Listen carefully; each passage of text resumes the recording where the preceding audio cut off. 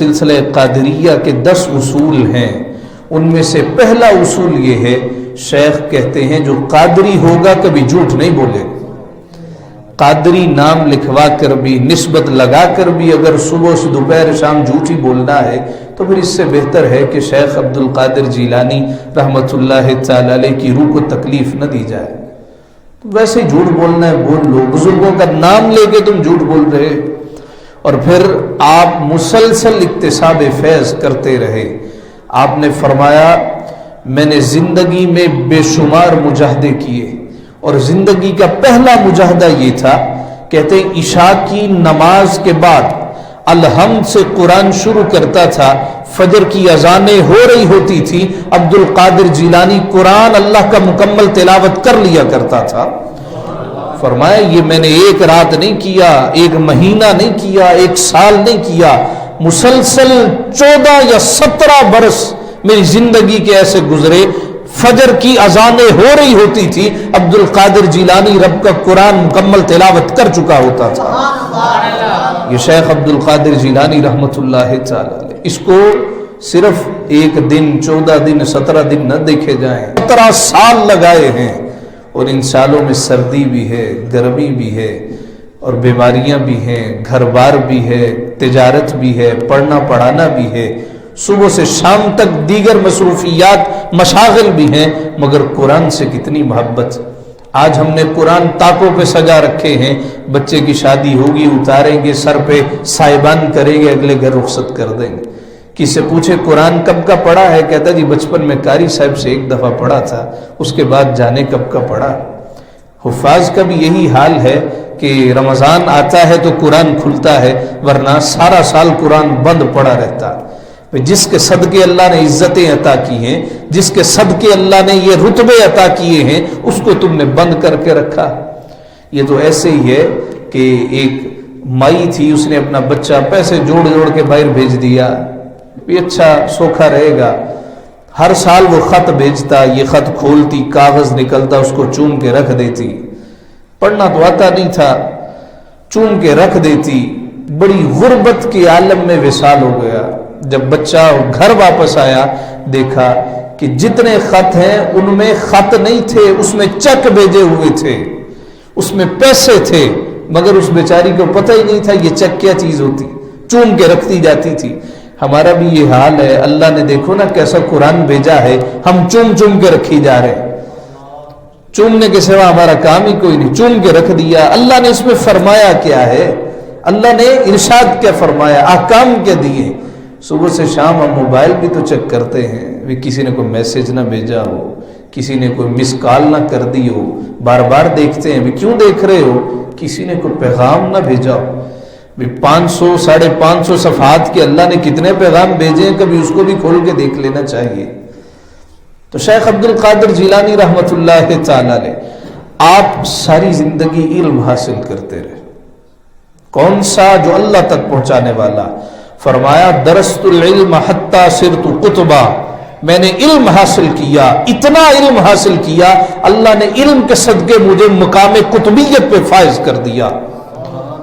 اللہ نے فرمایا هل يستوي الذين يعلمون والذين لا يعلمون، کیا جاننے والے اور نہ جاننے والے برابر ہو سکتے ہیں؟ سوال ہی پیدا نہیں ہوتا. ایک آدمی کو اللہ نے علم عطا کیا، دوسرے کو خبر ہی کوئی نہیں. تو جس کو علم عطا کیا ہے، مصطفیٰ نے فرمایا، حدیث پاک ہے، ساعۃ من عالم یتکی علی فراشہ ینظر فی علمہ خیر من عبادۃ العابد 70 عاما. ایک طرف ایک عبادت گزار ہے، ساری ساری رات عبادت کرتا، ایک طرف ایک عالم ہے.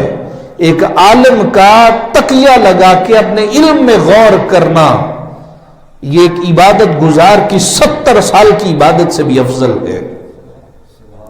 اور فرمایا گیا فقیہ واحد اشد علی الشیطان من 1000 عابد، ایک فقیہ، ایک عالم شیطان پر 1000 عبادت گزاروں سے بھی بڑھ کے فضیلت رکھتا، شیطان پہ بھاری ہوتا، اس لیے کہ علم جاننے والا. شیطان ڈرتا ہے کہ کوئی علم نہ پڑ جائے. علم حاصل کر لیا تو میں تو گیا. شیخ عبد القادر جیلانی کہتے ہیں بڑی پیاس تھی، میں صحرا میں تھا، ایک بادل آیا، پانی برسا، آواز آئی، अब्दुल कादिर अना रब्बुक रादिम मिन्क, अब्दुल कादिर मैं तेरा रब हूं, तुझसे राजी हूं, अब तेरी मर्जी है, तूने नमाजें पढ़नी है पढ़, नहीं पढ़नी ना पढ़, तेरी मर्जी है इबादत करनी है कर, नहीं करनी ना कर, हम तुझसे राजी हैं। शेख अब्दुल कादिर जिलानी कहते हैं मैंने कहा ला हौला वला कुव्वता इल्ला बिल्लाह, तो मुझे शैतान मालूम होता वो नमाज जो अल्लाह ने अपने महबूब बंदे सैयदुना रसूलुल्लाह को माफ नहीं की, वो अब्दुल कादिर जिलानी को कैसे माफ कर सकता है।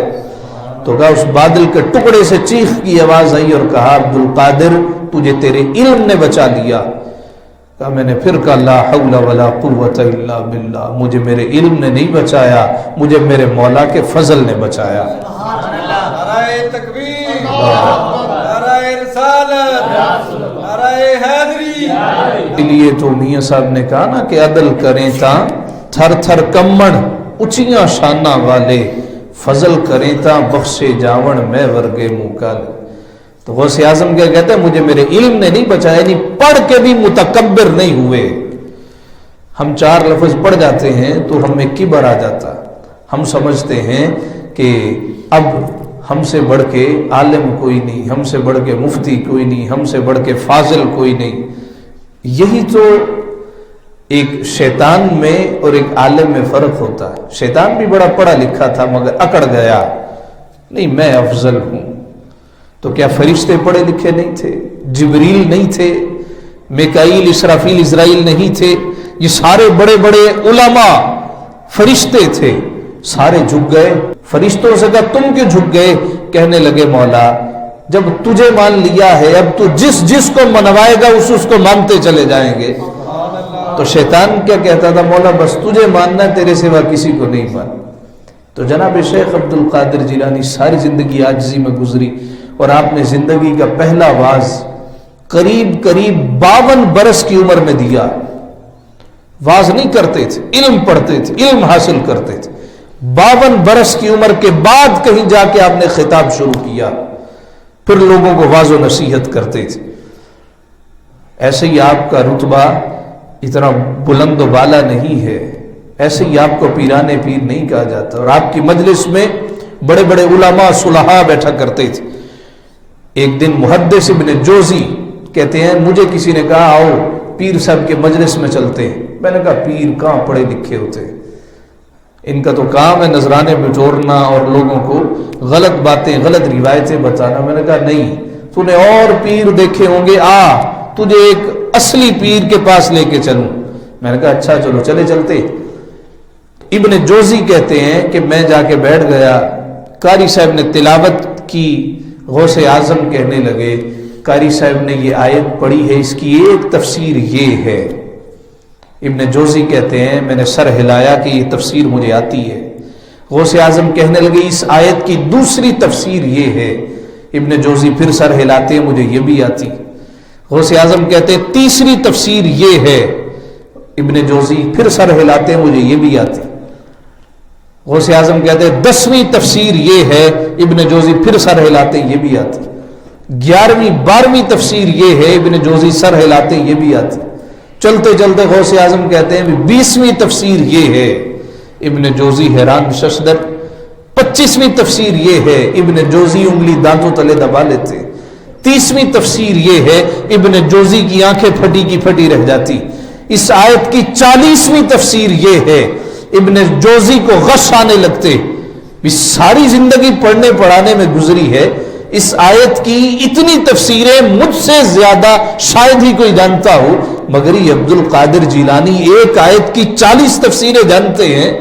कहा इब्न जोजी जब गौसे आजम ने कहा 40वीं तफसीर ये है, तफसीर बयान करके कहने लगे अल आन नहनु नरजू मिनल काली इलल हाल, आओ अब काल हो गया है हाल की तरफ चलते।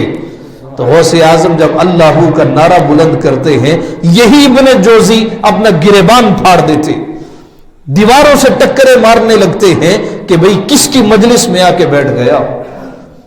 ऐसे ही है।